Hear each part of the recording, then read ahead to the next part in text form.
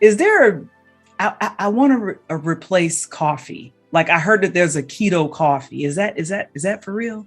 So the great thing about coffee is that coffee is keto. What's unketo about it are the sweeteners. What people call keto coffee is this thing that's been called like bulletproof coffee. Yeah. And what you do is that you make your coffee and you add some type of fat to it. It can be butter, it can be a ghee, it can be MCT oil, it can be coconut oil, it can be olive oil. And then you pulse it, right? Like in the magic bullet. And then that kind of like emulsification makes it kind of like frothy and creamy, kind of like a vinaigrette, all right?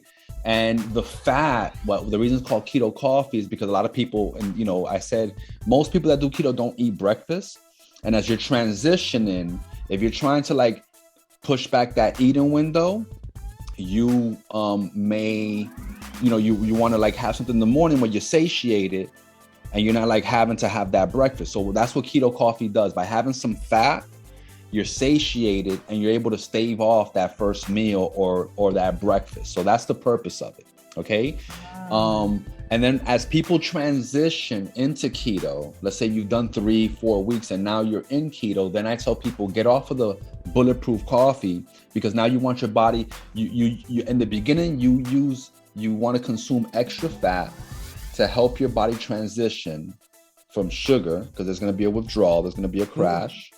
Right? Not everyone gets it. Like I've gone in and out of keto so many times and I've never had it. But it depends on your diet, on your lifestyle. I had a buddy that used to be an alcoholic. He gave up alcoholism for 7 years. He replaced it with 2 liters of Pepsi every day. Okay, so the lesser of two evils. So when he came into keto and gave up 2 liters of Pepsi every day, that's a serious chemical withdrawal.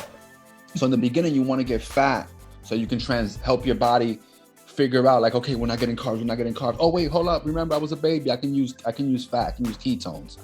So for everyone, like I said, the transition could be different.